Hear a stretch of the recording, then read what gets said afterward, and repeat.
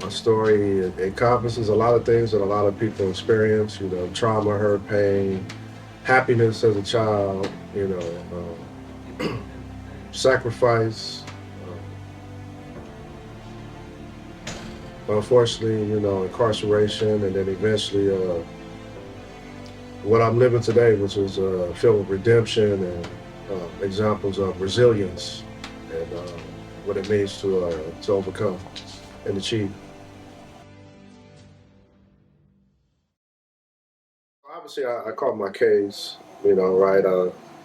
I was, I had an incident with the police and got shot up really bad and was charged and convicted and sent to prison. Those years spent in prison was a turning point because I realized that this was going to be my life for like the next decade.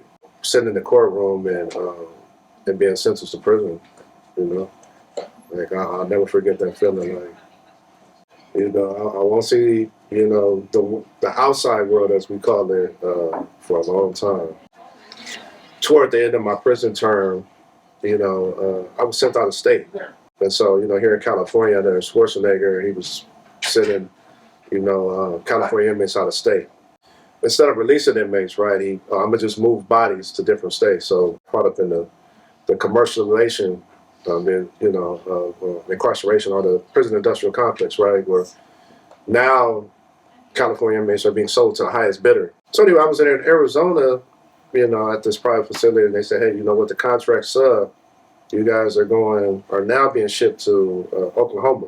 I'm on this bus going to Oklahoma, and you talk about a horrible bus ride, man. I'm shackled like this with my hands like in a box for 24 hours. California buses, it's a chain to where you can like sleep like on the thing, right? But I'm like in a box. That bus ride broke me. I said, you know what? I got a lot of homies and I got family members who dealt with like this whole get out, go back to prison, like this recidivism shit. I say, yeah, I ain't gonna be able to do this. Like, I really need to get a life. Like, I gotta figure this out, man. Like, you talking about modern day slavery and like how they ship cattle and products across country and through across border lines, right? You got people shipping boxes and crates of tequila and chickens and all this. Like, me and all these other brothers on this bus, we're like livestock, shackled up the same way we see buses on the highway, trucks on the highway with cows and pigs. Like we're livestock, man. That was like a epiphany or like a turning point for me. It's the narrative, right? That's attributed to people who are formerly incarcerated or folks who are in jail, people coming out of jail, and it's a very negative narrative, and the narrative itself kind of stigmatizes how people treat you. So just being out in public, riding public transportation, microaggressions, people are grabbing their purse, people are scooting over. I sit down, people get up. I first started going to school, sitting in certain sections, and other students sitting over here. I sit in the front of the class, people sit like a seat behind me. That stigma I can also probably make a case it could be race as well. It's like it's not just, oh, he looks like a gang member, or he looks like someone who's been incarcerated or a felon, but also because I'm black. So it's no secret, man. Like anti-blackness is something that permeates American culture. Like it not only is American culture, but you have it across, different racial ethnicity backgrounds. You have white people that are anti-black. You have black people that are anti-black. You have Latinos who have Afro Latinos, their culture, and they're anti-black against them, and they're anti-black against American, black people. Growing up, I used to sometimes hear blacks stay back. And so some folks feel like, well, they cool over there, you know what I mean? But if I got to sit next to them or eat with them, and then you also factor in like some of our like politics that are like in jails and prisons where like blacks and the Hispanics are completely separated. I'm in prison, I come out of county jail and prison, and it's the same thing in our communities, You got people that stare at you, they look at you like what are you looking at? What are you staring at? Secondary to that for me would be the stigma to a lesser degree of being formerly incarcerated or being a felon, right, a convicted felon. Stigma's what you make it. Like, don't get me wrong, the stigma's real, right? Stigma is real, but stigma's what you make it. I've in the life I live today, I've grown to turn negatives into positives. So, while folks like you said maybe, viewing me maybe in a certain stigmatized light. I take it in, like, okay, Lamar, this is what it is. And I let it be the fuel, I let it be the fire that's burning inside of me to push that much harder. So I turn the negative thoughts, the looks, right? I turn the statistics upside down. So while people saying that, well, hey, this amount of people from South Central LA graduate, this amount of black males walk the stage, and this amount of, I'm just taking to give it to me, give it all. Let the stigma, let the negativity fire you up. Let it be the fuel. So I encourage people to take the negatives and use it as fuel. You know, to me, that's my why. I think about the stuff all the time. Oh, well, X amount of black males at Castle Lake gradually, X amount of black males. I'm like, okay, I'm about to turn that upside down. It's like, the stigma's real. You can't change it, right? But let it fire you up. When I came to Homeboys, I was on parole. I was 3 months removed from prison.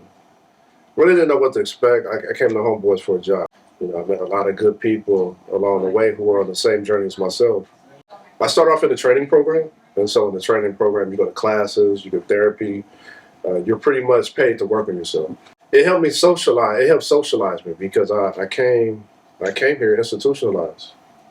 One thing about that's not often said about folks who are formerly incarcerated, especially when you talk about stigma, is them being institutionalized. Similar to someone in the military, when folks come home from prison, they become regimented. They wake up at a certain time, they start their program and day at a certain time. They have patterns that they're used to doing every day. It's correct, man. Jails is a motherfucker, man. Like you become institutionalized, right? All these years of your life, you get used to living a certain type of way, and then that's it. It's over. Well, at least for me, it's over. Like, okay, you did your time, which was 9 years. Now you're back in society. Figure it out.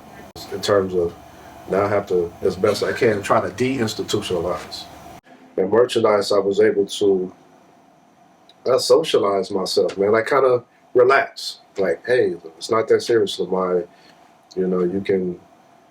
Like, we're in society. You can smile. You can laugh. You can kind of just take the ease off. And so little by little, I start kind of relaxing, talking to people more, and giving people hugs and all the good stuff that you kind of see around here, and just continue to grow and evolve and progress. In my role here at Homeboys. Right now I'm a manager here at Homeboys, and I work hard to get to this point, but it doesn't stop. I always think progressively, like, how can I do better? How can I kind of move the mission forward here at Homeboys? How can I personally challenge myself to be better? I'm looking forward to graduate. I'm graduating my bachelor's with honors from Cal State LA, so I'll be the first in my family to get a bachelor's, so I'm excited about that. I want to continue to be a positive role model for my son. My son is 6, so obviously by him, bearing witness to a lot of the things that I'm able to accomplish, I'm able to leave these impressions on him, so he too can, follow at least in my positive footsteps, right? Have to understand that education is important. Being a good person, those things matter. Providing good to our communities, to our society. I feel like I'm a sociology at heart, so I don't have any ambitions of doing like social work or none of those, like sociology. I'm a sociologist. I'm not a social worker. Sociologist. So I want to stay true to that. Master's, doctorate. Obviously, Cal State LA is on the wish list for sure. So I know I have a lot of great faculty and support there. My dream school is USC, so fingers crossed I can make that work. It'll definitely be like a full circle moment if I can become a professor at LA City College. I went there. I have a lot of love for LA City College, and if I can go back and return as a professor of sociology there, that definitely be a dream fulfilled. There's nothing like giving a voice to the voiceless. So obviously I speak for myself, right, and a lot of the stuff, but trust and believe there's somebody, that has a similar story. There's somebody, caged up or behind these walls who I speak for as well. I tell people, when they ask, like, hey, oh man, you graduated, whatever they throw you at Homeboys, I say, look, man, that's bigger than me. I'm just the face, man. Like, I do it for the culture. I represent the community. I represent the culture. You know, I know I carry my ancestors with me. These things matter. My family name. You know, I want my son to be able to see, something that's worthwhile and positive. You know, I want to be able to model what it looks like to be a proud and accomplished black father. You know, so when you talk about stigma and also like false narratives, like I want to make sure that I'm able to model the opposite of what folks. So these spaces are important, to say the least. So these spaces are important. I speak for the voiceless, and I represent for the culture. I'm still in LA. One of my degrees from LA City, one of the honor society, and yeah, go Eagles for sure.